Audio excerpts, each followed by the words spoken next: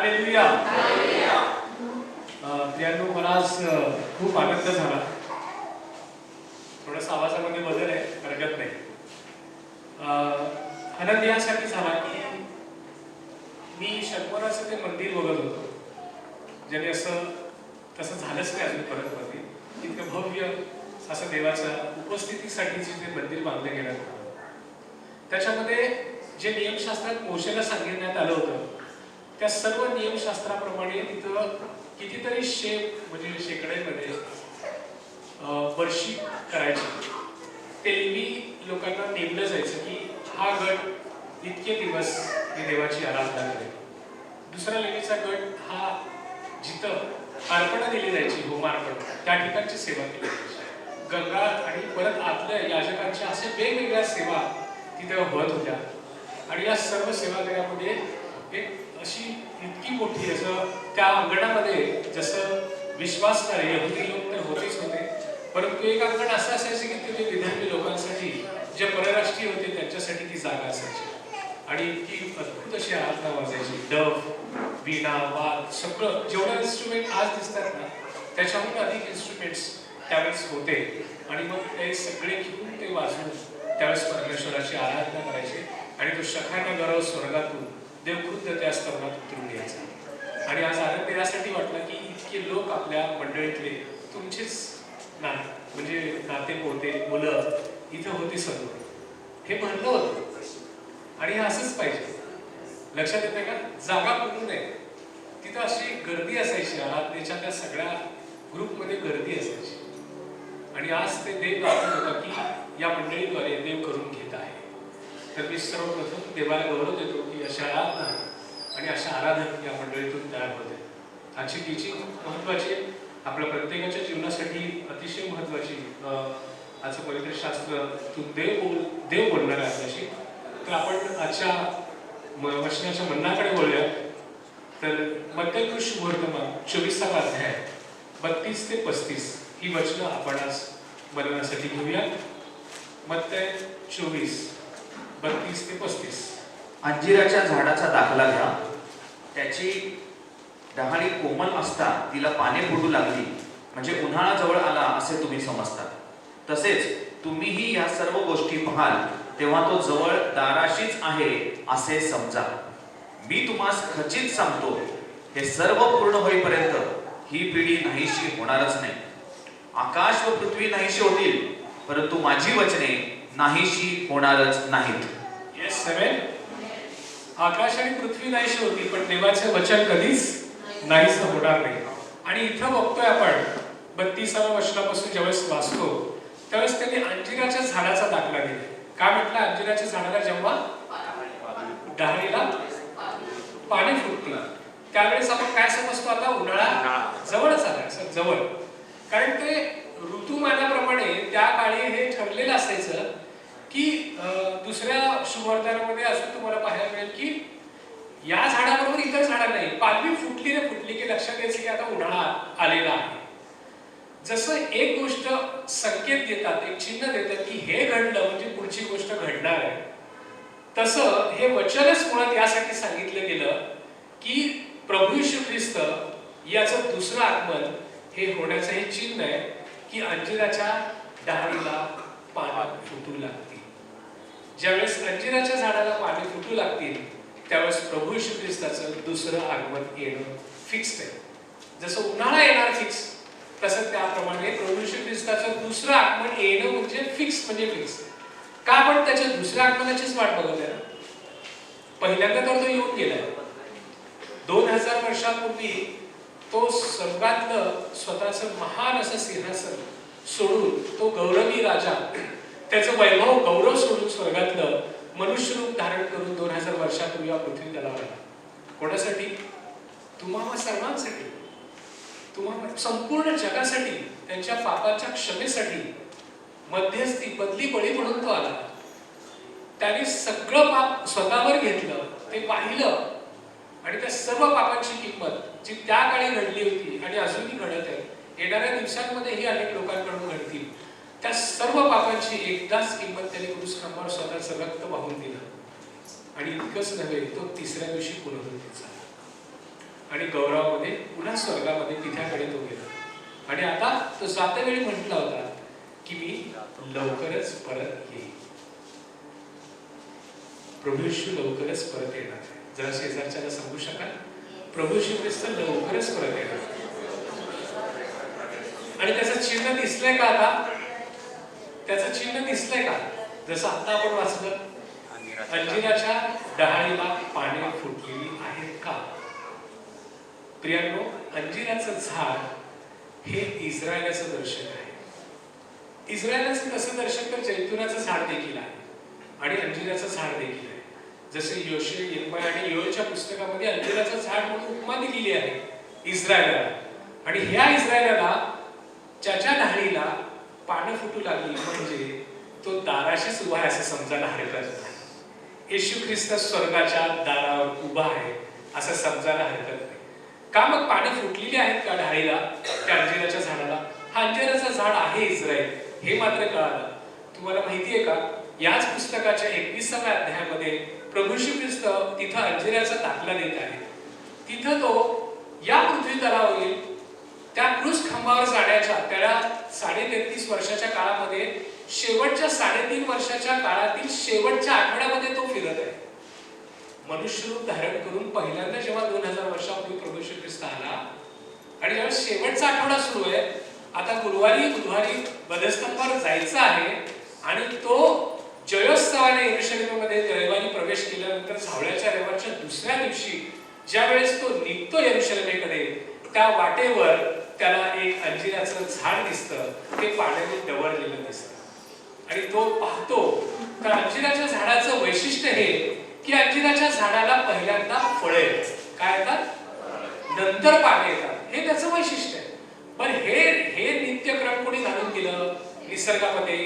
खुद्द येशूने घालून दिलेलं आहे. कुठल्या झाडाला आधी फळं येतील, कुठल्या झाडाला आधी पाने येतील, मग फळं येतील. कुठली व्यक्ती किती महिने गर्भात राहील एखाद्या पेशी म्हणजे कुठल्याही प्राण्याच्या, आणि तो कधी जन्माला येईल, हे सगळं नियम हा परमेश्वराने घालून दिलेला आहे. मग या अंजिराच्या झाडाला नियम हा होता की त्याला आधी काय यायला पाहिजे होती? फळं आणि मग पानं. आता तिथं ऑलरेडी पानं दिसतात. याचा अर्थ काय होतो की ऑलरेडी तिथे फळं आत असणार आहेत. कळतंय? आणि मग त्या नियमाप्रमाणे मी घालून दिलेला नियम असं येशू म्हणत असेल. सर्व समर्थ देव, सर्व जगाचा निर्माण करता, तो स्रोत सगळ्या जगाचा, तो त्या अंजिराच्या झाडाकडे जातो आणि त्यावेळेस त्याला पाहायला मिळतं की हा तर फसवा आहे, याला तर फळच नाहीये, हा नुसतं पाण्यानेच डवरलेला आहे. आणि मग परमेश्वराला राग आला, माझीच आज्ञा बघतो हा. आणि मग त्याने त्याला शाप दिला आणि ते चांगलेच वाळून नष्ट झालं, मेले, वाळून गेलं. हा शास्त्र मग आपण वाचतो. मग त्याचप्रमाणे त्या अंजिराचं झाड जर इस्रायलाचं दर्शक आहे, तर तिथंच तो रडून देखील त्या यरूशलेमेकडे म्हणतो की तुझी काय अवस्था होणार आहे या दिवसामध्ये. ते प्रतीक होतं पिलांनो की अंजिराच्या झाडाला ज्यावेळेस तरी शाप दिलं ते येणाऱ्या दिवसांमध्ये घडणार होतं. प्रभू श्री ख्रिस्त वर उचलला गेला आणि त्याच्यानंतर 40च वर्षामध्ये इसवी सन 60-70च्या दशकामध्ये रोमन साम्राज्याने त्याच्यावर आक्रमण केलं यरूशलेमेवर आणि त्याच्यावरची मंदिराची चीर म्हणजे भिंत आणि एक विटावर वीट सुद्धा ठेवली नाही, कारण त्या विटांमध्ये सुद्धा सोनं लपवलं होतं. म्हणजे सोन्याने मढवलेलं ते मंदिर होतं. शल्मोनाने खूप सुंदर बांधलं होतं. त्या मंदिराच्या विटांमध्ये सुद्धा सोनं मिळू शकत होतं, पण ते वीट पाडण्यात आली कारण ही प्रोफेसी प्रभू श्री ख्रिस्तानेच केली होती. त्या झाडाद्वारे त्यांनी सांगितलं होतं की तुझी अवस्था अशी होईल. कारण यरूशलेमेमध्ये जे निवडलेला वंश होता इस्राईल, तो असाच वागत होता. भव्य मंदिर तर होतं, सगळ्या गोष्टींनी समृद्ध होतं. काय शिक्षण मिळायचं, काय पास्टर तिथले याजक शिकवायचे, काय ज्ञान होतं त्यांच्याकडे, काय आराधक होते, काय ती आराधना होती, किती सुंदर भव्य ती शखाला गौरव ओढून आणायचे, ते सगळं होतं. पण फळं नव्हतीच. जी प्रीती, शांती, लोकांविषयी प्रेम हे दिसलं नव्हतं. आणि परमेश्वराला तर ह्याचीच तर आवश्यकता होती. तुमच्यामधून फळं दिसली पाहिजे. तुम्ही समृद्ध दिसता हो. प्रत्येक रविवारी मंदिरात येता, हाऊस ग्रुपला जाता, बायबल स्टडी अटेंड करता, मध्यस्थी प्रार्थना करता, प्रेज गॉड केलंच पाहिजे. परंतु का तुम्ही आज्ञा पाळता त्याच्या? का ती फळं तुमच्याकडून दिसतात जे परमेश्वराला अपेक्षित आहे? का त्या झाडासारखं तुमची अवस्था झाली आहे का की तो जवळ येतो आणि पाहतो आणि त्याला राग येतो, अरे याच्याकडे सगळं दिसतं, हा किती मोठा आराधक आहे, हा किती चांगला प्रीचर आहे, किती सुंदर उदाहरणं देतो, किती प्रगटीकरण हा सुंदर सांगतो, परंतु जवळ आल्यानंतर त्याला माझ्यात काही फळं दिसतात का? आणि जर ते दिसत नसतील तर तो रागाला येणार, कारण त्याची अपेक्षा एवढीच आहे की तुम्ही त्याला फळ देणारे, तुम्ही त्याचे गुण प्रदर्शन करणारे या पृथ्वी तलावरील त्याचे प्रतिनिधी आहात, यू आर अँबॅसेडर. जर हेच होत नसेल तर तो निश्चित रागाला येणार प्रिय. ही अवस्था इतके भव्य मंदिर जगात, मी म्हटलं ना असं वैभव कधीच पाहिलं होतं, इतकं सुंदर भव्य दिव्य मंदिर होतं ते. असं बघितल्यानंतर तुम्ही नुसतं असं वरपर्यंत बघावं लागत होतं, इतकं भव्य ते मंदिर होतं. कधी तुम्ही गुगलवर टाका शतकोनाच्या काळातलं मंदिर, तुम्ही त्याची भव्यता पाहून फक्त आणि फक्त परमेश्वराला गौरव केल्याशिवाय राहणार नाही. इतकं ते सुंदर मंदिर, इतकी ती सुंदर लोक, रस्त्यावर परुषी सदुकी आणि यहुदी लोक वचनाचा असं त्यांच्याकडे इतकं ज्ञान होतं, ते बोलायचे, लोकांना सांगायचे देवाच्या वचनाबद्दल, परंतु जवळ जाऊन पाहिल्यानंतर त्याच्यामध्ये ते परमेश्वराचं प्रेम कधीच त्यांना दिसलं नाही. लोकांच्या प्रती जे फळ दिसलं पाहिजे, जे पवित्र आत्म्याची फळं सांगितलेली ते कधीच दिसलं नाही, म्हणून त्यांची गत तशीच झाली. त्यांनी त्या खुद्द परमेश्वराला नाकारलं प्रियानो, खुद्द प्रभू येशू ख्रिस्ताला त्यांनी नाकारलं. याच्यावरूनच कळतं की त्यांच्यात ती फळं नव्हती, म्हणूनच भविष्यवाणी त्यांनी केली होती की तुमचा नाश होणार. आणि आपण बघतो इसवी सन 70-80च्या दशकामध्ये हे सगळं यरूशलेम नष्ट झालं, रोमन साम्राज्याने नष्ट केलं आणि यांची पांगापांग झाली. सगळे यहुदी तिथून धुवून टाकले, सगळ्या जगभर विस्तृतरित्या पसरले. ते तिथं कोणी भयाने कोणी राहिले नाही, कारण का आता रोमन साम्राज्य आपल्याला सोडणार नाही. कारण हे एकमेव राष्ट्र असं होतं की त्यांची चालरीती वेगळी होती आणि ते परमेश्वर जिवंत देवाची भक्ती करणारे लोक होते आणि रोमन समोर न झुकणारे असे लोक होते. म्हणून रोमनने जे अटॅक केला त्याच्यामध्ये सगळे यहुदी जिकडे तिकडे पळून गेले. हे 2000 वर्षापूर्वी घडलं.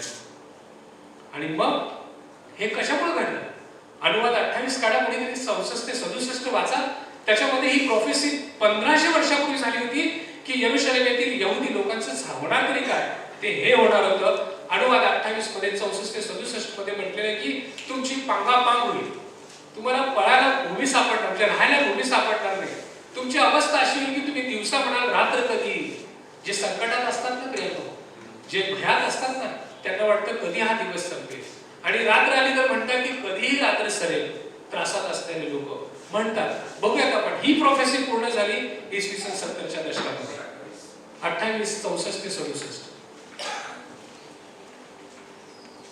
पृथ्वीच्या एका टोकापासून दुसऱ्या टोकापर्यंत सर्व राष्ट्रांमध्ये परमेश्वर तुमची पांगापांग करेल आणि तेथे तुम्हाला व तुमच्या पूर्वजांना अपरिचित अशा काष्ठपाषाणमय म्हणजे अन्य देवतांची सेवा तुम्ही कराल. त्या राष्ट्रात तुला स्वास्थ्य मिळणार नाही, तुझ्या पायांना विसावा मिळणार नाही. तेथे तुझे हृदय थरथर कापत राहील, तुझे डोळे क्षीण होतील व तुझा जीव झुरत राहील, असे परमेश्वर करेल. तुला आपल्या जीवाची काळजी वाटत राहील, तुला रात्रंदिवस धास्ती लागून राहील व तुला आपल्या जीविताची काही शाश्वती वाटणार नाही.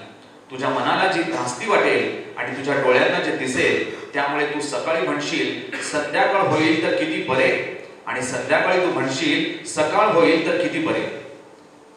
जो मार्ग पुन्हा तुमच्या दृष्टीस कधी पडणार नाही असे मी म्हणालो होतो, त्याच मार्गाने परमेश्वर तुम्हाला जहाजाने मिसर देशात परत नेईल. तेथे तुम्ही आपले शत्रू. प्रियांनो, ही प्रोफेसी 1500 वर्षापूर्वी इस्रायल बद्दल झाली होती आणि देव बोलला की बोल, त्याचं वचन कधीच ठरणार. आकाश आणि पृथ्वी नाही शोषील, परंतु त्याचं वचन कधीच नाही सोड. तो बोलला आणि हे 1500 वर्षानंतर पुन्हा घडलं आणि यांची पांगापांग झाली. पण परमेश्वर शेवटी प्रेमळच आहे. तो म्हणतो की नाही, यांना मी एकवटे पुन्हा एकदा एकत्र आणे. कोणीतरी 23:3 काढा, कोणीतरी 23:8 काढा. आणि तो म्हटला की मी देश जगभरातून यांना एकत्र करेन पुन्हा. हे त्रासात जातील, कारण यांनी मला माझ्या पुत्राला डावललं होतं. माझे सगळी जी नियमशास्त्रातल्या आज्ञा होत्या त्या पाळल्या नाही. ते सगळं ज्ञान तर होतं, परंतु त्यांनी कधीच आज्ञा नीट पाळली नाही. परंतु एक दिवस असा येईल की यांना पुन्हा एकवटेल. अहो, कोण होते इस्रायल? इस्रायल हा निवडलेला वंश होता. जेव्हा मानवाची निर्मिती झाली त्यावेळेस अब्राहमाला ज्यावेळेस त्यांनी पहिल्यांदा निवडलं, त्या अब्राहमाच्या वंशजातील हे इस्रायल वंश आहे. तर या इस्रायल वंशाला त्यांनी आधीच निवडून घेतलं होतं, परंतु ते त्याच्या वचनाप्रमाणे चालले नाही आणि त्यांनी प्रोफेसी 1500 वर्षापूर्वी केली होती, ती पूर्ण झाली. परंतु तो प्रेमळ देव पुन्हा काय म्हणतो बघूया. मी ज्या ज्या देशात आपला कळप हाकून लावला त्या त्या देशातून त्यांचा अवशेष जमा करीन व त्यास त्यांच्या मेंढवळ्यात परत आणीन, म्हणजे ते फलद्रूप होऊन वृद्धी पावतील. हे तर 800,000 वर्षापूर्वीचं वचन. म्हणजे पुन्हा तो बोलतो की मी ज्या ज्या देशात त्यांना हाकून दिलं होतं त्यांना पुन्हा परत घेऊन. 8वं वचन. उत्तर देशातून, हे उत्तर देश कुठला? उत्तर देश म्हणजे रशिया. आपण जाऊया पुढे. तर उत्तर देशातून व ज्या ज्या देशात इस्रायल घराण्याच्या संतानाला हाकून लावले होते त्यातून त्याने त्यास आणले, त्या परमेश्वराच्या जीविताची शपथ असे म्हणतील व ते स्वतः देशात राहतील. यस, पुन्हा ते देशात येतील. उत्तर देशातून, ज्या रशियामध्ये या यहुदी लोकांचं, ज्यू लोकांचं हाल हाल करून मारण्यात आले. 60 लाख लोकांना त्यांनी मारून टाकण्यात आलं. कसे कसे मारले तुम्ही इतिहास गुगल सर्च करा किंवा इतिहासाची पुस्तकं चालणार तुम्हाला कळतील. यहुद्यांना असं उभं करून एकाच वेळी गोळ्याने मारत होते. काही यहुद्यांना गॅस चेंबर मध्ये टाकलं जायचं आणि विषारी गॅस चालू केला जायचा, ते तडपडून आत मारायचे. काही यहुदींना एखाद्या मोठ्या हॉलमध्ये टाकलं जायचं, तिथे गॅस आत टाकण्यात यायचा आणि तिथं काडी पेटून ते दरवाजा बंद केला जायचा. ते जळून गेले. असे हाल हाल करून त्या यहुदी लोकांना मारण्यात आलं आणि ते जगभर पसरले होते. त्यांना स्वतःची ओळख सांगायला भीती वाटायची की मी यहुदी आहे. अशी अवस्था झालेली असताना देव पुन्हा त्याही ठिकाणावरून उचलतो, प्रत्येक देशावरून उचलतो आणि तो समय आणतो. 14 मे 1948 पुन्हा या जगामध्ये इस्रायल राष्ट्राची स्थापना झाली. या पण एकदा जोरदार टाळ्या. 14 मे काय इस्रायलबद्दल सांगायचं, कारण इस्रायल हा निवडलेला वंश आहे. तसं तर प्रभू येशू सगळ्यांसाठी आला, आपल्या सगळ्यांसाठी आला. परंतु अंजिराच्या डहाळीला पानं फुटू लागली केव्हा समजून घ्यायचं मी दाराशीच उभा आहे. आणि ती घटना घडली 14 मे 1948 ला. संपूर्ण जगभरातून इस्रायल लोक एकवटले आणि त्यावेळेस एक इस्रायल राष्ट्र स्थापन झालं. इतिहासात कधी असं घडलं नाही. जे राष्ट्र, एखादं राष्ट्र, समजा याच्या अगोदर बॅबिलॉन होतं. बाबिलोनींनी किती अन्याय केला हो. त्या बाबिलोन जेव्हा आलं, नबुकदनेस्सर राजा बघतो आपण, त्यांना कैद करून नेला. त्यानं एखाद्या राष्ट्रावर एखाद्या दुसऱ्या राष्ट्राने आक्रमण केल्यानंतर त्यांची संस्कृती, त्यांच्या सगळ्या गोष्टी जास्तीत जास्त 1-2 पिढ्यापर्यंत चालतात. पुन्हा ते ज्यांचं प्रभुत्व असताना त्यांच्या चालीरीती, त्यांचा धर्म, त्यांची संस्कृती सगळ्या त्यांच्या प्रमाणे आपण वागायला सुरू करतो. नंतर लक्षातही राहत नाही हे कुठला राज्य होतं का म्हणून. आज अश्शूर लोक किती महान राज्य होतं आहे त्यांचं. असं एकही राष्ट्र नाही. जेव्हा एखाद्या राष्ट्रावर दुसरा राष्ट्र आक्रमण करतो तर आधीच्या राष्ट्राची काहीच ओळख राहत नाही प्रियांनो. परंतु जगाच्या इतिहासामध्ये एकमेव राष्ट्र असं आहे ज्यांनी 2000 वर्ष, 2 पिढ्याने 2000 वर्ष त्यांची ओळख जपून ठेवली. त्यांच्या टेस्ट तशाच त्यांनी जपून ठेवला, त्यांच्या चालीरीती त्यांनी जपून ठेवला. इतकंच नाही, 2000 वर्षांमध्ये अखंड वंशिकता त्यांनी जपलेली आहे. जी 12 वंश आहेत. आज तुम्ही इस्रायलमध्ये गेलात ना तर बन्यामिनाच्या वंशातलं 2000 वर्षापूर्वी ज्याचा बाप होता ना त्याची वंशावळी ते सांगू शकतात. भले ते एका राष्ट्रात राहिले नाही. आज जिथे प्रमुख याजक आहे ना ते लेवी वंशातला प्रमुख याजक म्हणून त्याला नेमण्यात आला. त्याचा वंश शोधण्यात आला आणि एकही नाव मिसिंग न होता आज 2000 वर्षानंतर हा याच वंशातला माणूस आहे. आता हा लायक आहे हा प्रमुख याजक व्हायचा. हे टिकवण्याचं कमाल, हे चमत्कार फक्त यहुद्यांसाठी परमेश्वराने केलं. असं कुठलं राष्ट्रच नाही. 2000 वर्ष अखंड हा वंशिकता जमतो आणि 1948 ला अस्तित्वात येतो. हे अस्तित्व जेव्हा आलं त्यावेळेस सगळे बायबल स्कॉलर जागे झाले, सगळे बायबल सायंटिस्ट जागे झाले. अरे हाच तो समय, हेच ते म्हणते सुवर्तमानातलं, हेच ते वचन की डहाळीला पानं फुटलेली आहेत, पालवी फुटलेली आहे. 1948 मे 14 आता अस्तित्वात आलेला इस्रायल. आता सुरुवात झालेली आहे की प्रभू येशू ख्रिस्ताचा एलिया जवळ आहे. पहिली साईन दिसलेली आहे आणि 1948 नंतर सगळे हादरले की आता ही पिढी नाहीशी होणारच नाही ज्यांनी हे चिन्ह पाहिलेलं आहे. मग सगळे 1948 ला सगळे बायबल स्कॉलर बसले. ही पिढी म्हणजे काय, कुठली पिढी, पिढीचं वय काय, हे पिढी म्हणजे काय. मग आपण बघूया निर्गमचा अध्याय, म्हणजे नाही का गणना काढू नका, गणना 32:13 मध्ये देव म्हणत आहे की मी या पिढीला वैतागलोय जो ज्यावेळेस त्यांनी मिस्रातून सगळ्या इस्रायलांना काढतो बाहेर. काय करतो, सगळ्या इस्रायलांना बाहेर काढतो आणि ते वचनदत्त भूमीकडे घेऊन जाताना हे लोक किरकिरी करतात, दोष देतात देवाला, मोशेला दोष देतात आणि त्यावेळेस देव वैतागून म्हणतो ही पिढी ना या वचनदत्त भूमीत जाणारच नाही. अनुवाद 2:14 मध्ये कोणीतरी काढा अनुवाद 2:14 त्याच्यामध्ये स्पष्ट म्हणतो तो की या पिढीला मी त्या वचनदत्त भूमीत जाऊच देणार नाही ज्यांनी माझी आज्ञा पाळली नाही, माझ्या विरुद्ध कुरकुर केली. आणि मग पिढी म्हणजे काय? आज आपण जनरेशन बघू. Which generation? कुठलं जनरेशन जे प्रभू श्री ख्रिस्ताला पाहू शकतं, की प्रभू श्री ख्रिस्ताच्या आगमन समयी जिवंत राहील? ते कोण आहे? आपण आहोत का दुसरं कोण आहे? चेकआउट. आज आपण बघूया. म्हणून नीट लक्ष देऊ ऐका. आपण कादेश बर्ण्या सोडून जेरेद नाल्या पलीकडे गेलो, त्याला 38 वर्ष लागली. या अवधीत परमेश्वराने शपथ वाहिल्याप्रमाणे शपथ वाहिली ती परमेश्वराने जाणार नाही म्हणजे जाणार नाही. घटना 32:13. त्या संबंध पिढीतल्या योद्ध्यांच्या छावणीत नाश झाला. हा, एक पण नाही, फक्त दोघं गेले. ते पण तुम्हाला नाव माहिती आहे. कालेब हो ना? बायबल स्टडीला किंवा पडते. कालेब आणि यहोशुआ दोघंच गेले. बाकी सगळी पिढी संपली. मग बायबल स्कॉलर्सनी लगेच हिशेब काढला. पिढी म्हणजे 40 वर्ष. पिढी म्हणजे 40 वर्ष. कारण ती पिढी नष्ट केली. 40 वर्ष ते राहणार होते. म्हणजे जनरेशन म्हणजे हाऊ मेनी इयर्स? 40 इयर्स. मग 1948 ला मे 1948 ला इस्रायल जर स्थापन झालाय तर इथून आपण 40 वर्ष पोहोचू. चला 58, 68, 78 आणि 88. यस, त्या काळात लोक म्हणले प्रभूच जवळ येणं जवळ झालंय. आपणच ती पिढी आहे जे परमेश्वराला पाहणार आहोत. मग सगळे तयारीला लागले. सगळीकडे banner, bumper stickers, T shirt सगळीकडे हो, जिकडे तिकडे प्रभू येणार आहे. सगळे एकमेकाला एनकरेज करू लागले. चला प्रभूच येणं जवळ झालंय. चल वाईट वागू नको, चांगलं राहा, चांगलं राहा, चल चल. आणि एवढंच नाही तर 1988 ला नाही तर 7 वर्ष आधी येणार ना प्रभू. कसं? प्रभूचं दुसरं आगमन म्हटलेलं आहे. त्या पिढी पाहणार. पण दुसरं आगमन हे रॅप्चर नाहीये. तुम्हाला मागे सांगितल्याप्रमाणे दुसरं आगमन, रॅप्चर म्हणजे काय? दुसऱ्या आगमनाच्या 7 वर्ष अगोदर प्रभू येशू ख्रिस्त येणार, आज्ञाध्वनी होणार, आद्यदूतांची वाणी होणार, शंखनाद फुंकले जाणार आणि मग त्या मेघगर्जनेसह तो मेघात आरूढ येणार. पण तो आकाशातच थांबणार. तो जमिनीवर येणार नाही. ते त्याचं दुसरं आगमन नाही. पृथ्वीवरचं दुसरं आगमन अजून बाकी आहे. ते रॅप्चरमध्ये आपण उचलले जाणार. कशासाठी? ते 7 वर्षाच्या हनीमूनच्या काळासाठी. तिथं आपल्याला बक्षिसं दिली जाणार. ती तुम्ही सेवा कार्य जे करताय, तुम्ही जे देवाच्या वचनामध्ये चालताय, देवाच्या आज्ञेमध्ये चालणाऱ्या लोकांचा सन्मानाचा तो काळ असणार आहे. प्रभूच्या समक्षतेमध्ये तो आनंदाचा काळ असणार आहे. सर्वप्रथम मेलेले उठतील, जे प्रभूमध्ये निजलेले ते सगळे नाही. प्रभूमध्ये निजलेले सर्वप्रथम उठतील आणि काही क्षणात आपण उचलले जाऊ. आणि ते 7 वर्षाच्या त्या महान अशा आनंदाच्या काळामध्ये पृथ्वीवर मात्र महासंकट समयाचा काळ असणार. लोक कापले जातील. जे मरतील ना ख्रिस्तासाठी त्या 7 वर्षात, मेरे को काटेगा तो चलेगा, चलाएगा तो चलेगा, मरूंगा लेकिन खुदा को कभी भी उसको, म्हणजे नाही का आपण म्हणत मी त्याला कधीच नाकारलं नाही, उसको कभी नकारूंगा नाही. ते मरतील ना असे रक्त साक्षी लोक उचलले जातील.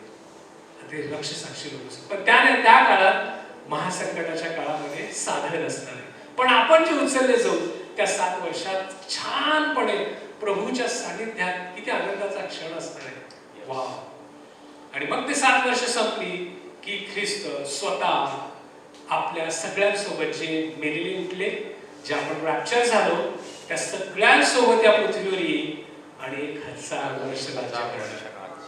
1000 वर्ष ख्रिस्त यरूशलेममध्ये बसणार आहे. काय त्याचं सिंहासन, काय आपण त्याची प्रजा, आपणच त्याच्याबरोबर सरदार म्हणून असणार आहे. क्या बात आहे. किती ते सुंदर जीवन. कशाचा त्रास नाही, आजार नाही, कसल्या चोरी मारायचं नाही. असं सोनं जरी ठेवलं तरी कोणी नाही घेणार. देव खुद्द आपल्यासोबत असतात. असे हिरे माणिक मोती आपण सहज देऊ करायला. खरंच आहे, घेऊन टाक. काय प्रीती असणार आहे. ही सगळी फळं जी आता दिसली नव्हती तर 1000 वर्षाच्या काळामध्ये इतका आनंदात जाणार आहे ना. वा. खुद्द देव यरूशलेममध्ये बसणार आहे. ते अमंगळाचं ते पात्र उचलून टाकलं जाईल. त्या शैतानाला 1000 वर्ष दाबून ठेवलं जाणार आहे आणि 1000 वर्ष पृथ्वीवर आपण सगळे राज्य करणार आहे. याच पृथ्वीवर आपण राज्य करणार आहे. किती भारी ना, किती सुंदर. आणि काहीच त्याच्यात दुःख नसणार, रोग नाही, काय नाही. छानपणे 1 वर्ष राज्य करणार आहे. ते त्याचं दुसरं आगमन आहे. आणि त्या दुसऱ्या आगमनाच्या नंतर 1000 वर्ष राज्य केल्यानंतर जे आपण पाहिलेलं आहे, मग हे दुसरं आगमन जवळ आलेलं आहे.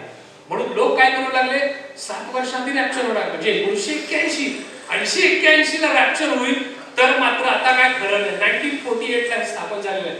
चला आपण चांगलं वागू, चला आपण ग्रुप घेऊ, चला गिटार सुवार्ता गाजवताना दुसरे लोक म्हणले, हे निघता काय तू, मारला तरी चालेल, येशू येणार आहे, आपल्याला काय. कुणी त्याच्या वेळेस मोहात पडलं नाही. काय काळ होता ते, येशू येणार आहे, येशू येणार आहे. प्रत्येक जण सांगायचे एकमेकाला आणि आनंदाने एकमेकाला एनकरेज करायचा. ग्रुप फुल खचाखच, बायबल स्टडीला गर्दी, दारात उभे लोक, आणि सुवार्ता गाजवायला म्हाताऱ्यापासून जवानांपासून लहानांपासून सगळे तयार. येशू येणार आहे, येशू हाच जिवंत देव आहे, तोच या पृथ्वीचा निर्माण करताय. 1981 सगळे तयार. आता रॅप्चर कधी पण होऊ शकत आहे. आता रॅप्चर होणार. 1981 गेलं, रॅप्चर झालं. 1982 रॅप्चर झालं नाही. कालावधीमध्ये काहीतरी चुका झाल्या असतील, कारण परमेश्वराचा वेळ आपली वेळ नाही सांगून येते. असं करत करत 1988 आला, आता तरी होईल. आणि बघितलं ती पिढी जिवंत आहे. मग लोक थंडावले, म्हटले नाही. आपल्या बापाला पण तसंच वाटलं, आज्या पंजाला पण वाटलं होतं की ख्रिस्त येणारच आहे. तो पण म्हणायचा प्रभू येणार आहे, लवकर येणार आहे. कारण ख्रिस्त जाताना म्हणला ना, मी लवकरच येईल. पण 2000 वर्ष झाले, अजून चाललंय, येईलच, आता येईल. मग एक लक्षण दिसलं, लोक तयार झाले होते पण पुन्हा थंडावले. अरे ती वाटलं होतं 1981 मध्ये किंवा 88 पर्यंत होईल रॅप्चर, पण झालं नाही. चेक करू लागले, हरवलेले लोक गायब झाले का आहेत. पण असे का एवढे लोक गायब झाले नाहीत की रॅप्चर वाटेल असं. एक चिन्ह लक्षात येते, पण लोक थंडावले. आणि पुन्हा काही जण जे नाही का मॉकिंग करतात, लगेच आपल्याला एक चिडवायला तयार असतात, ते लोक तयार झाले.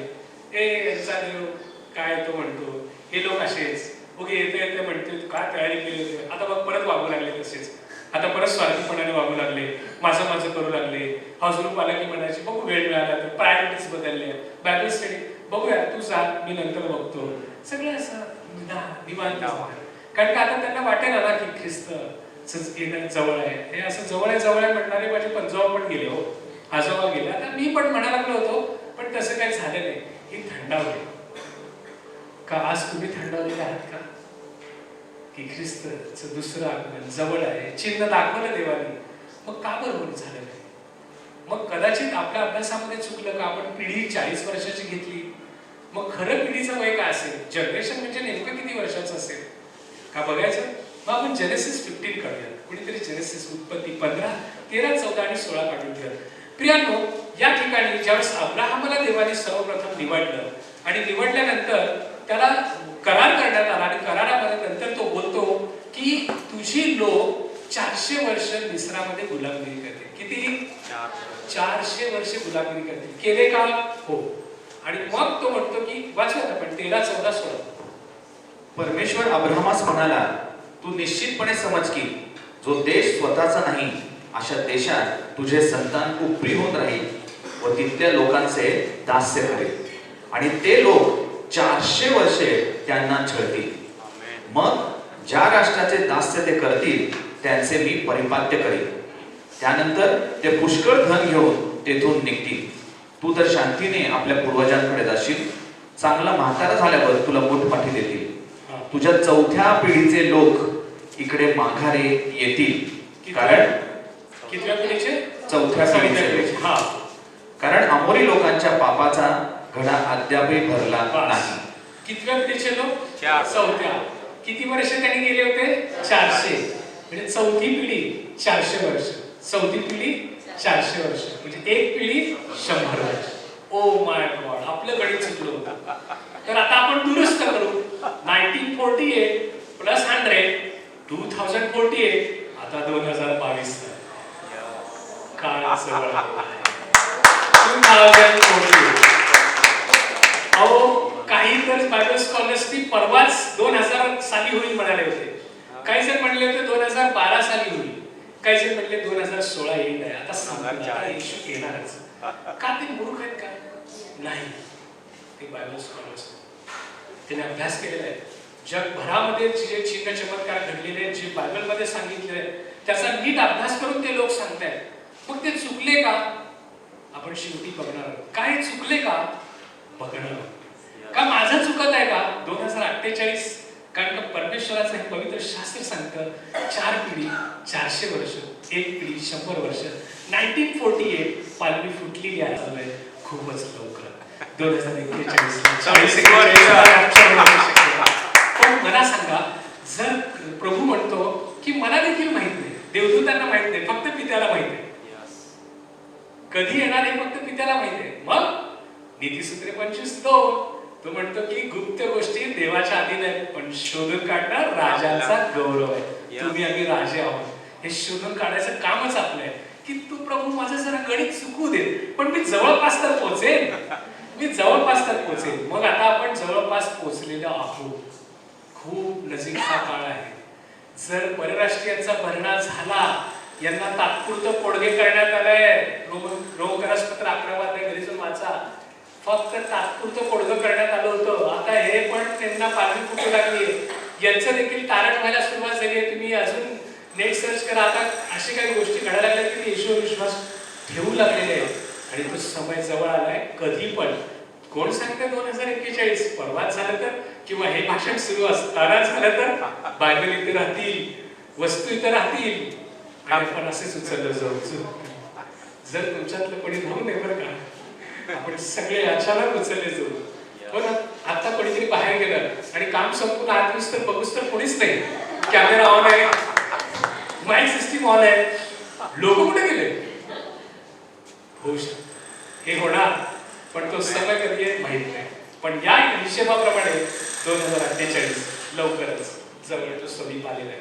कारण तो 100 वर्षाचा काळ जर धरला तर लवकरच तो समय आलेला आहे. का आपण तयार आहोत त्या गोष्टीसाठी? रोज तयार राहायला पाहिजे. रोज. लक्षात येते ही पिढी आता असं म्हणणारी लोकांकडे दुर्लक्ष करा, अरे कधी येणार आहे तुमचा ख्रिस्त, असं म्हणत गेले तुमचे आजी आजोबा दिसले प्रभूमध्ये, पण अजून आला नाही. प्रभू सेवेत जवळ झाले.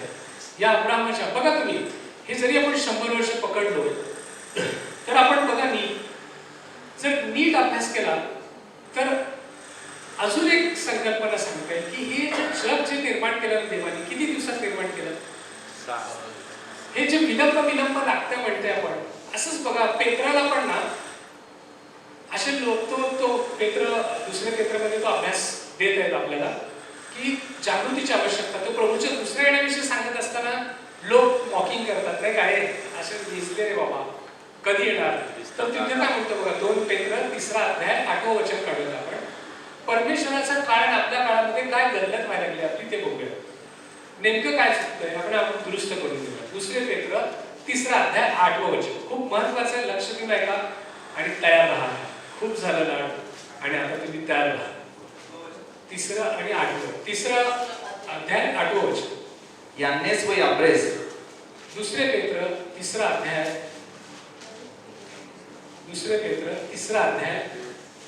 8वं वचन. तरी प्रियजन हो, ही एक गोष्ट तुम्ही विसरू नका की. काय विसरू नका? एकमेकांना सांगा, जरा बाजूच्याला सांगा, ही विसरू नको. हे विसरू नका की. काय विसरू नका? प्रभूला एक दिवस 1000 वर्षांसारखा आहे. आता तुम्ही म्हणा बघू, प्रभूला एक दिवस 1000 वर्षांसारखा आहे. प्रभूला एक दिवस 1000 वर्षांसारखा आहे. आणि 1000 वर्षे एका दिवसासारखी आहे. एका दिवसासारखी आहे. अहो तो तुम्हाला कळेल ना? प्रभू येशू ख्रिस्त 2000 वर्षापूर्वी आला. अहो तो असा माणूस आहे त्याच्या जन्मापासून कालखंड ठरतो. तो जन्माला आला तिथून म्हणतात ख्रिस्तपूर्व, आणि जो जन्माला आल्यापासून म्हणतात इसवी सन. लक्षात येत आहे? बघ नाही, अख्खं जग पाळतं हे. त्याचा जन्मच कालखंड ठरवतो. तो जन्माला आला पृथ्वीवर 2000 वर्षापूर्वी, त्याच्या आधीच्या काळाला म्हणतात ख्रिस्तपूर्व, आणि ते जन्मानंतरच्या काळाला म्हणतात इसवी सन. आणि तो म्हणतो जाताना 2000 वर्षापूर्वी मी लवकरच येतो. 2च दिवस झाले त्याला जाऊ. त्याचा हिशेब बघितला तर किती? 2च दिवस. वेळ तर द्या त्याला. 2च दिवस. परत तुमचं घर बनवायचंय, बंगले बनवतोय तो, तुम्ही वर येणार म्हणून तो छान छान तयारी करत आहे. 2च दिवस हो. उसंत सुद्धा घेतली असेल देवाने.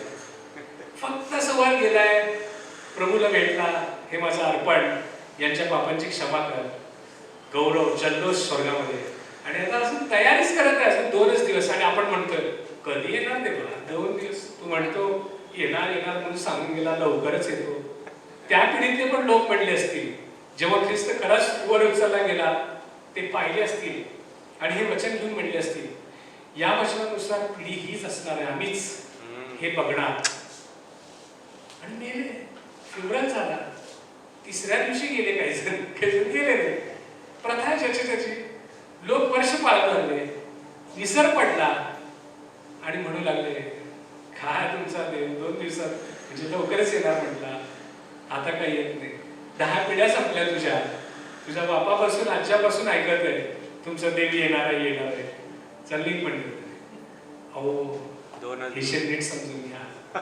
2च दिवस झाले. 2च दिवस झाले. शेजारच्या लग्नात 2च दिवस झाले. 2च दिवस झाले. आणि आता आपण बघूया या सृष्टीची निर्मिती कशी झाली? 6 दिवसात. किती दिवसात? 7व्या दिवशी परमेश्वराने काय केलं? विसावा घेतला. आणि मग बघूया हे जेव्हा परमेश्वराने आदामाला बनवलं, मत्तई सुवर्तमानातील वंशावळीचा अभ्यास बायबल स्कॉलर्सनी केला आणि इथून सुरुवात केली त्यांनी. येशूपासून मागं मागं मागं मागं मागं गेले आणि आदामाला पकडले. प्रत्येकाचा जीवित काळ पकडला तर ते कॅल्क्युलेशन निघालं 4400. 4 वर्ष. किती? 4000. म्हणजे पहिला आदाम माणूस घडवला गेला ख्रिस्ताच्या जन्मापूर्वी 4004 वर्षापूर्वी. म्हणजे ते 4000 आणि ख्रिस्त जन्मल्यानंतर आता किती झाले? 2000 वर्ष. म्हणजे किती? 6 दिवस पूर्ण झाले. 1 दिवस 1000 वर्षाचा, 6 दिवस पूर्ण झाले. चिन्ह दिसतं. आता 1000 वर्ष त्याच्याबरोबर या पृथ्वी राज्य करण्याचा समय आलेला आहे. राहिला कुठला समय? 7 वर्ष त्याच्यावर आनंदात स्वागत करण्याचा. म्हणजे रॅप्चर कधी पण होऊ शकतो. तुम्हाला नीट आठवतंय का बघा? आता मला एक आज्ञा दिली होती उत्पत्ती 2:17 मध्ये की ज्या दिवशी ज्ञान देणाऱ्या झाडाचं फळ खाशील त्या दिवशी खास मरशील. त्या दिवशी खास मरशील म्हटलं 930 वर्ष जगला होता. 930. त्या दिवशी लोकांना वाटलं असं खाल्ला की पडेल खाला असं. पण किती जगला? 930 वर्ष जगला. परमेश्वराचा हिशेब कळवा. त्याला 1च दिवस दिला देवाने. 1000 वर्ष त्यांनी पूर्ण केलं नाही. त्याच दिवशी संध्याकाळी गेला. थोडक्यात 930 वर्ष. 1000 वर्ष देखील पूर्ण करून दिले नाही देवाने. मग तुम्ही देवाला म्हणू शकला असता तो दुसऱ्या दिवशी पण जगला. त्या दिवशीच मेला आला. परमेश्वराचा हिशेब नीट समजून घ्या. त्या दिवशीच मेला. वचन बोलला तसं घडलं. होय आणि आमेन या सांगा. नो आर्ग्युमेंटच नाही. त्या दिवशीच मेला आला. दुसरा दिवस पाहिलाच नाही त्यांनी परमेश्वराच्या नजरेतला दुसरा दिवस. 1000 वर्ष. लक्षात येते? मग ह्या पृथ्वीचा हिशेब लोक काढू लागतात. पृथ्वी म्हणता मानव काय आत्ताच आहे का? 10 लाख वर्षापूर्वीचा सायन्स शिकला नाही का? शिक्षक आहे की तुम्ही विज्ञान शिकवता. मनुष्य लाखो वर्षापूर्वीचा आहे. मनुष्य काय सांगतो मला सांगू नका. पवित्र शास्त्र जे सांगतंय ना, मनुष्य 6000 वर्षापूर्वी जन्मला गेला पहिला. असं कसं वाटलं? मग एकाने चंद्राची उत्पत्तीचा दिवस सांगितला. चंद्र 4.5 दशलक्ष वर्षापूर्वीची निर्मिती आहे. आणि मग त्या चंद्रावर आता जी धूळ बसते ना, धूळ ते वर्षानुसार धूळ बसली तर 20,000 फूट त्या चंद्रावर धूळ असेल असं शास्त्रज्ञांनी लिहिलं. सगळ्यांनी मान्य केलं. बरोबर आहे. कॅल्क्युलेशन आहे ना. एखाद्या घरामध्ये धूळ किती बसते 1 वर्षात, त्या धुळीच्या कॅल्क्युलेशन होतं. चंद्रावर किती धूळ बसेल 4.5 लाख दशलक्ष वर्षांमध्ये. मग आता चंद्रयान 30 वर्षापूर्वी गेलं त्यावेळेस त्याला 25 फुटाचे पाय होते त्या यानाला. याच भीतीने की ते आत गेलं तर काय करायचं. आणि जिथे ते थांबणार होतं त्याला चकत्या मोठ्या बनवल्या होत्या उंटासारख्या नाही का, लगेच आत जाऊ नये मातीत. आणि ज्यावेळेस प्रत्यक्षात उतरलं सगळे घाबरत होते. हे त्या धुळीमध्ये आत जाते. 20,000 फूट धूळ. जेव्हा उतरलं 2 इंच धूळ. कुठे गेले तुमचे शास्त्र? मग काही शास्त्रज्ञ म्हणते नाही ते कॅल्क्युलेशन चुकलं. चंद्र 10,000 वर्षापूर्वीच बनले. मालात ना 10,000 वर्षापूर्वी. 10,000 वर्षापूर्वी चंद्र बनलं. हो तसंच पृथ्वी ज्यावेळी पहिल्या वचनामध्ये पहिल्या अध्यायात उत्पत्तीच्या पहिल्या अध्याय पहिल्या वचनामध्ये म्हटलं की आकाश आणि पृथ्वी निर्माण केली आणि लगेच दुसऱ्या वचनात देव म्हणतो की आकार विरहित होती ती शून्यवत होती असं का देवाने म्हटलं. आणि आपण यशाया 45:18 मध्ये जर बघतो की देवाने पृथ्वीला असा आकारविरहित बनवली नव्हती, मनुष्याला राहण्यासारखी बनवली होती. अरे च्या एकाच पवित्र शास्त्रामध्ये एक वचन सांगतं की मी आकारविरहित बनवली नव्हती, मनुष्याला राहण्यासाठी बनवली होती. आणि पहिल्याच पुस्तकातल्या दुसऱ्या वचनात म्हणतो की आकारविरहित शून्य होती. हो ना, मग पहिल्या वचनात आणि दुसऱ्या वचनात काहीतरी झालं ना. काय झालं?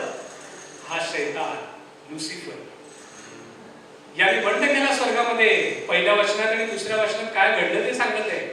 त्यांनी बंड केला स्वर्गामध्ये आणि त्याला बंड केल्यामुळे तो देवाच्या समागमे स्वतःला लेगलं त्यांनी आणि त्याला टाकून देण्यात आलं. पृथ्वी तर सुंदरच बनवली होती, पण ज्यावेळेस या शैतानाला या पृथ्वीवर टाकून देण्यात आला ना, तेव्हा ती आकारविरहित आणि शून्य झाली. आणि मग आपण बघतो की परमेश्वराचा आत्मा त्याच्यावर तळकू लागला आणि ही पृथ्वी पुन्हा. म्हणूनच पहिल्या अध्यायात 28व्या वचनामध्ये देव म्हणतो ना आदामाला, काय म्हणतो?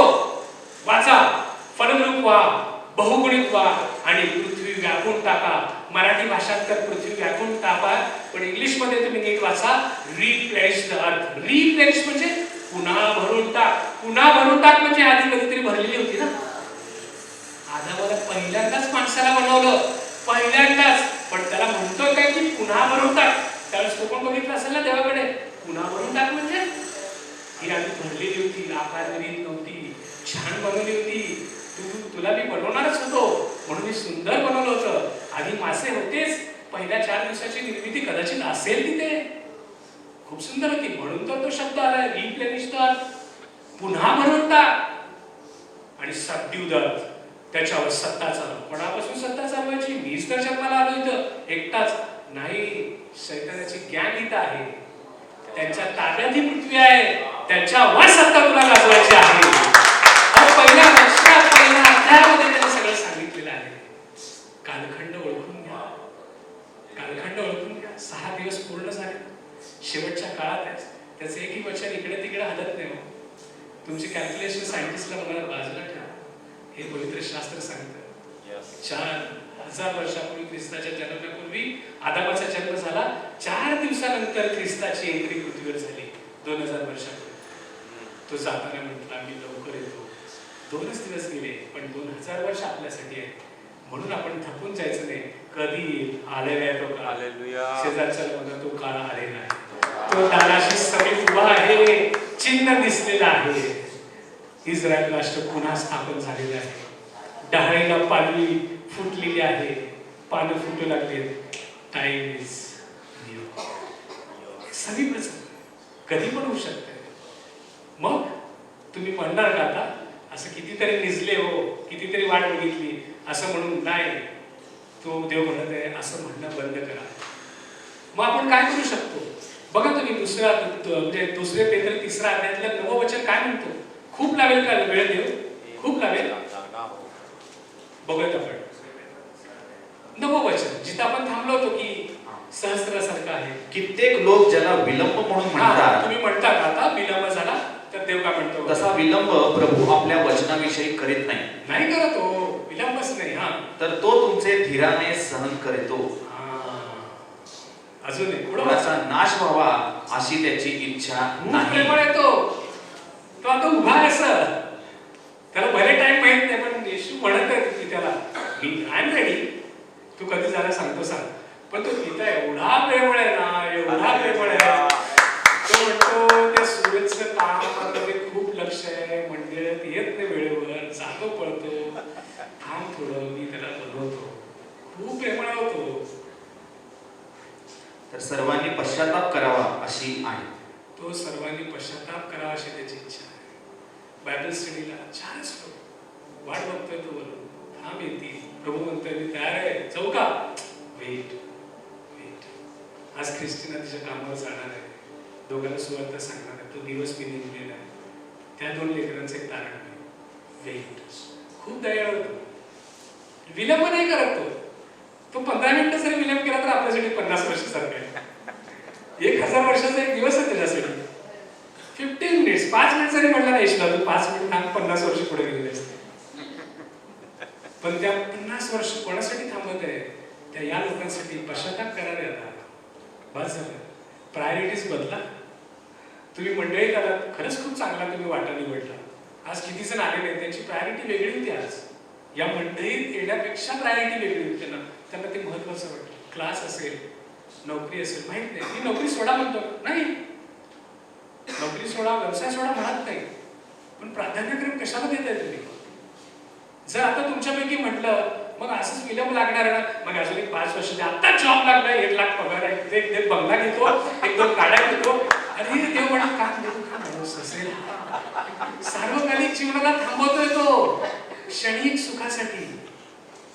क्षणिक सुख आहे ते. काय बंगला इथेच राहणार, रॅप्चर झाले की दुःखन वर जाणार आपण. आणि तिथे काय मिळणार आहे? कुठं लागावं कार वगैरे, कुठं लागावं कारला स्टार्टर मारावं लागते, गिअरवर पाय लागते, जास्त चालू की पाय लागते. अहो तुम्ही असं उडत जाणार आहे तिथं. या व्यक्तीतून तिकडे अचानक जाऊ शकणार आहे, इथून वर जाऊ शकणार आहे, भिंतीची अडचण नसणार आहे, अशी गौरवी शरीर मिळणार. अजून काय पाहिजे? आणि क्षणिक सुखासाठी आलो सो कामावर सोडले नाहीत. असं चर्चलाच येणार होतो, प्राधान्य कर. बायबल स्टडी खूप थकलो होतो. देणारा पण थकलाच होता, कामावर चालला होता, कोण विचार करत नाही. देणाराच थकला होता. परवाची फेलोशिप मीट सॅल्यूट, आज सॅल्यूट बेंचा रायल सिस्टर सॅल्यूट तुम्हाला. काय थकून आले ते दोघं, उभारलं देवासाठी आणि ऐकणाराच वेळ थकलं. उपकार अरे बास करा, वेळ समय जवळ आलेले आहे, तो दाराशी सुद्धा आहे. कुठे तुमचे लोक? शुद्धीवर या. इब्रिकरस 10:25 काय म्हणते आणि आपण थांबूया. शुद्धीवर या, वेळ जवळ आलेली आहे. आता काय करायचं मग आपण? कामधंदे मी सोडायला सांगत नाही, ते करायचे, पण तुमचं प्राधान्यक्रम काय? कशाला द्यायला लागलात तुम्ही? माइंड चेक करायला आपण जर 9 वाजता येत असेल तर काय? सगळ्यांनाच बोलणार आहे. तुम्ही कशाला प्राधान्यक्रम देताय? कशाला प्राधान्यक्रम देताय? चेक करा. कारण तो जर इथं सोडला आणि त्या ग्रुप मध्ये तुम्ही नसला, इथं आज ग्रुप मध्ये कोण तर बघायला सगळे गड पण 4 बहिणी 4 भाऊ आहेत, त्यांच्याकडून काय आलं नाही. तुम्ही गेला नाही पडणार तरी आता तो विद्यार्थी असणार आहे. काय लोक नहीं, वो खुदा ने हमें वादा किया था वो ले जाएगा. हाँ बाकी गए फिर आप यहाँ क्यों रुके? हाँ मेरी प्रायोरिटी कुछ अलग ही थी लाइफ में, हे पहिली आहे. लक्षात घ्या, सावधान व्हा. आणि आता आपण काय करायला पाहिजे? येस, 10:25 खूप महत्वाचं आहे. परत एकदा रेकॉर्डिंग ऐकू शकता तुम्ही, लिहून घ्या पॉइंट्स घ्यायला जाऊन. आपण कित्येकांच्या चालीप्रमाणे आपले एकत्र मिळणे न सोडता. हा, अनेकाच्या चालीरीती आहेत. कशाला जातात चर्चला? इथं गुडघ्याला घ्या, इथं चर्च आहे. बायबल स्टडी कशाला? ते टेप लाव, इथं सूरज प्रमाणेच आहे, ह्याचा आहे, त्याचा आहे. कशाला जातात? दुसऱ्यांच्या चालीरीतीप्रमाणे एकत्र येणे न सोडता सोडू नका. एकमेकास बोध करा. एकत्र येणे सोडू नका. बायबल स्टडी आहे, घुसा, गर्दी करा. फेलोशिप मीट आहे, गर्दी करा. प्रार्थना मध्यस्थी आहे, माय ग्रँटीने हात मारले, गर्दी करा. हो, वेळ समीप आलेला आहे. तिथं म्हणू नका काय ते दोघी तिघी करतीलच की मी इथून करतो. नाही, एकत्र येणं सोडू नका. दुसऱ्यांच्या चालीरीतीला भडकून जाऊ नका. विश्वासाने एकत्र येण्याला मागे पुढे बघू नका. हा, आणि तो दिवस जसा जवळ येत असल्याचे तुम्हाला दिसते. हे आता दिसलं की नाही? ही मंडळी आता म्हणू शकत नाही तुम्हाला आजपर्यंत माहित नव्हतं तर कसं आहे. आता कळलं नाही बसला कधी. आता त्याचं जवळ आहे हे येणं कळल्यानंतर काय करायचं बघा. जसा जवळ येत असल्याचे तुम्हाला दिसते, तसा तो अधिक करावा. हा, मग तो अधिक एकत्र यावं लागेल. आता आपल्याला अधिक उपवास प्रार्थनेत एकत्र यावं लागेल, अधिक बायबल स्टडीला लागेल, अधिक फेलोशिप मीट, वर्शिप प्रॅक्टिस. अरे सांगा तुम्ही कुठं त्या गरिबांना अन्न वाटायला जायचं का? मी येतो. कारण माझं इथलं शाश्वत जीवन नाही, हे नश्वर आहे. 1000 वर्षानंतर ही पृथ्वी नष्ट होणार आहे. 1000 वर्ष राज्य केल्यानंतर देव म्हणणार आहे चालले पृथ्वी आकाश नष्ट, नवी पृथ्वी नवा आकाश आणि आपण त्याच्यावर असणार आहे. कुठे आहे तुम्ही? सावधान. आता वेळ समीप आला. हे कळाल्यानंतर हे येणं अधिक करा. प्रायोरिटीज बदला. देवाचा समय नजीक आहे. या आपण एकदा जोरदार टाळ्या वाजवू. आपल्या जागेवर आपण उभं राहू आणि परमेश्वराकडे प्रार्थना करू. आज आपल्याला कळालेलं आहे की प्रभू येशू ख्रिस्ताचं येणं जवळ आहे. भले माझं 2048 चे कॅल्क्युलेशन चुकू देऊ, कशामुळे चुकणार आहे? तो देव म्हणेल अरे 5 मिनिटं आहे, अजून दोघं तिघांचं तारण व्हायचंय, या लेकराचं तारण, तो पश्चाताप करणार आहे. बघ तो चुकत आहे, पश्चाताप करत आहे, तो त्याला विलंब लागणार नाही. आपल्या कॅल्क्युलेशन मध्ये मागे पुढे होईल, 2048 58 होईल किंवा 38 पण होईल, कदाचित ते 28 ला पण होईल. 28 ला नंतर 2021 ला रॅप्चर व्हायला पाहिजे होतं, कदाचित 29 ला म्हटलं आता 2022 मध्ये पण होईल, माहित नाही. पण देवाला एवढं निश्चित माहिती आहे की तो येणार आहे. या आपण प्रार्थना करू. प्रभू मी धन्यवाद देतो या सगळ्याला, तुझ्या आभार मानतो. जसं 2000 वर्षापूर्वी या पृथ्वीवर तू आलास आणि आम्हाला म्हटलं सगळे पाप तू आमची क्षमा केलेस, तू मला सांभाळ आपला जीव दिलास. तिसऱ्या दिवशी पुनरुत्थित झालास आणि 40 दिवस तू आपल्या शिष्यांना आणि इतरांना दर्शन देत या पृथ्वीवर होतास. आणि ज्यावेळेस तू वर घेतला गेलास त्यावेळेस तू म्हटलंस की तू लवकरच येणार आहे. होय प्रभू, आज या वचनाकरून तू आम्हाला बोध केलंस की तुझं विलंब तू कधीच करत नाहीस. तुला जाऊन 2च दिवस झालेले परमेश्वर, तू लवकरच पूर्ण देशील. या पृथ्वीच्या अशा सृष्टीच्या निर्मितीप्रमाणे परमेश्वर 6 दिवसाची पूर्तता झालेली आहे. आज प्रभू ते चिन्ह तू दाखवलेलं आहे की तुझा निवडलेला वंश इस्रायलाला पालवी फुटलेली आहे, एक स्वतंत्र राष्ट्र म्हणून ते उभे राहिलेलं आहे. आज त्या राष्ट्रामध्ये देखील तुला ओळखणारे लोक तयार होत आहेत. हे चिन्ह दाखल घेऊन आज आम्ही स्वतःची तो परीक्षण करतो आणि क्षमा मागतो प्रभू मागील सर्व दिवसांसाठी. आणि आज तुझ्याकडे एक शक्ती मागतो, अनुग्रह मागतो, कृपा मागतो की येणाऱ्या दिवसांमध्ये तुझ्या त्या दुसऱ्या आगमनासाठी आम्ही तयार राहू, त्याच्यापूर्वी होणाऱ्या रॅप्चरसाठी आम्ही तयार राहू. मंडळीचं रॅप्चर होणार आहे आणि त्या रॅप्चरमध्ये पहिल्या पुनरुत्थानामध्ये आमचं स्थान असावं यासाठी तू सहाय्य कर, सहाय्य कर. जर आम्ही कुठे भरकटले गेलो असून, आम्ही कुठल्याच दुसऱ्याच गोष्टीला प्राधान्य देत असू तर आम्ही क्षमा मागतो. तो मला मार्गावर आण, तुझ्याकडे आण परमेश्वर. तुझ्या लोकांमध्ये अधिक वेळ घालवण्यासाठी तू सहाय्य कर, तुझ्या लोकांच्या सहभागितेमध्ये आणण्यासाठी तू सहाय्य कर, एकमेकांना उत्तेजना देण्यासाठी सहाय्य कर, एकमेकांना ताकीद देण्यासाठी देखील कृपा पुरव की तुझा समय जवळ आलेला आहे. आज आम्ही एकत्र येऊन तुझी भक्ती करावी, एकत्र येऊन तुझं वचन वाचावं, एकत्र येऊन तुझं शास्त्राभ्यास करावा, एकत्र येऊन तुझी मध्यस्थी प्रार्थना करावी लोकांसाठी, असं होऊ दे. धन्यवाद देतो, तुझे उपकार स्मरण करत ही प्रार्थना प्रभू येशूच्या महान नामाने करतो म्हणून ताई बाप्पा.